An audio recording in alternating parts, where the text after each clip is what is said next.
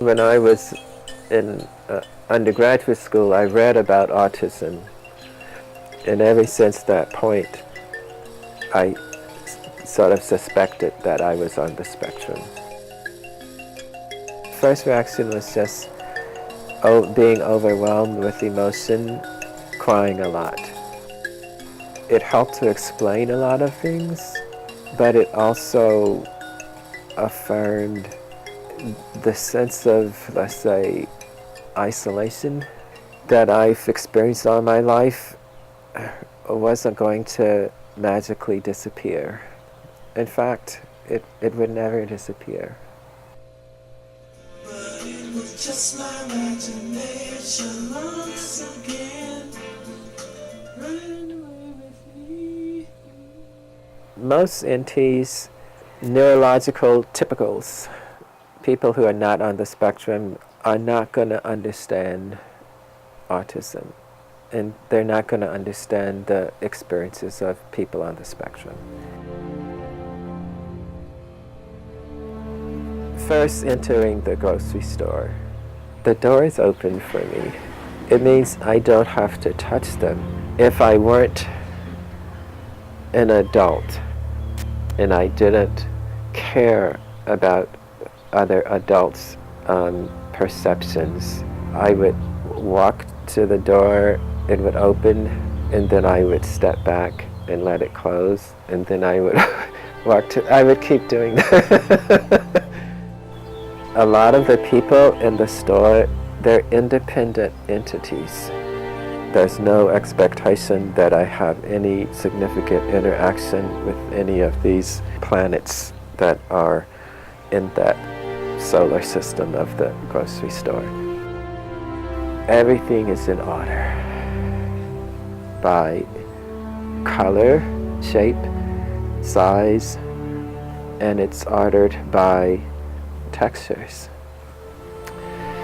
The vegetables, that part of the store, is just so beautiful.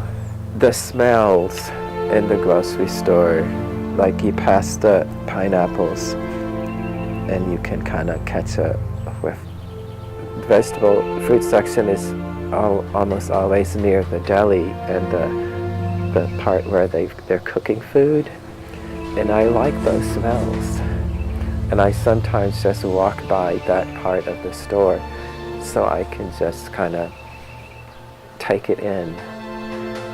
In that way, it's almost like a museum. What I don't like is the new grocery store that I haven't been in. I try to talk to myself and say, don't get upset. It's, they have the right to organize their store differently.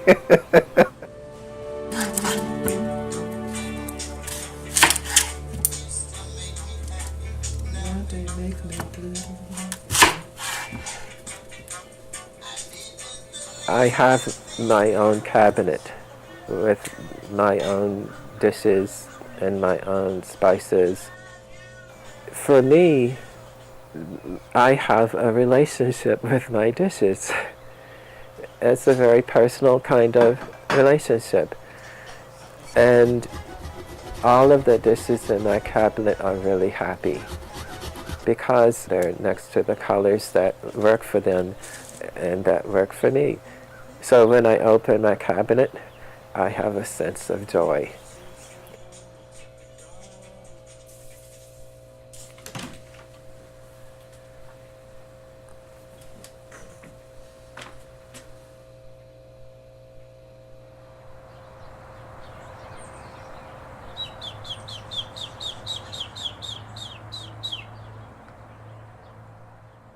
They don't understand the need to organize things in a certain way or repetitive behaviors. The birds, the birds, the birds, the birds, the birds, the birds, the birds, the birds. Okay, I could do that for a long time, which would really annoy other people.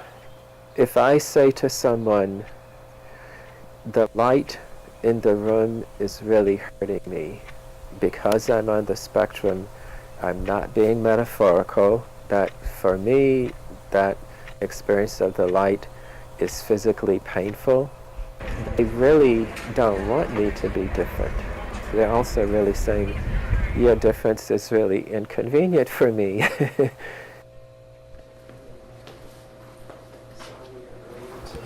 The feeling of a meltdown is, it feels like I'm literally going to fall apart. Imagine an image of someone who their physical body just starts to somehow fall apart, on fire, and the feeling that that's going to be forever. Karen helps me a lot because she'll say, well, you've been here before, and then you always come out at the other side.